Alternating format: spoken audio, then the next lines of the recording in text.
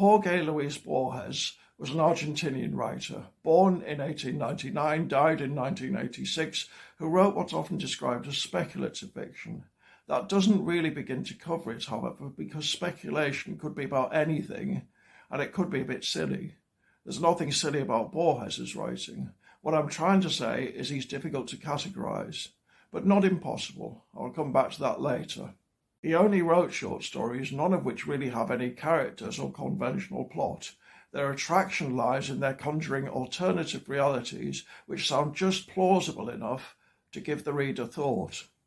It's often the case with speculative fiction, as with supernatural fiction, that the protagonists are scholars of some kind.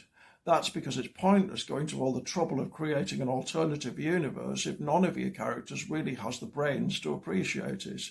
So, in the ghost stories of M.R. James, for example, the main character is often an antiquarian or an historian.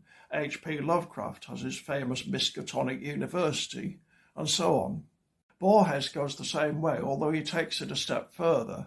A lot of his stories are written as if they're academic papers. To some extent that accounts for their brevity, but it also means they can be dauntingly cerebral. I've taken two examples from Ficciones in the Everyman edition of 1993. The first is called Talon Ukbar Orbis Tertius. The story begins with an encyclopedia of which there are a few deviant copies containing an article on a non-existent country called Ukbar. The inhabitants of Ukbar believe in a planet called Talon, where everything is subjective and only ideas are real. Ukbar and Talon turn out to be fictions within a fiction, but the characters in Borges' story gradually come to realise that in some ways both places are more real than the world they themselves inhabit.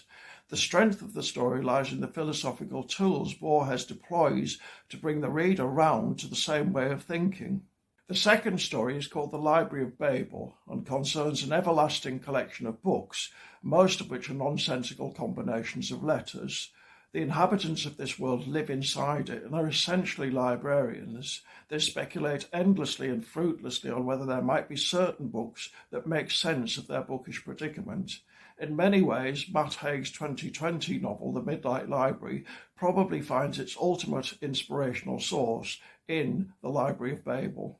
To get back to the point with which I began, the reason Borges' stories are so difficult to categorise, I think, is because they all take their cue from modal logic, the logic of necessity, contingency, and possible worlds.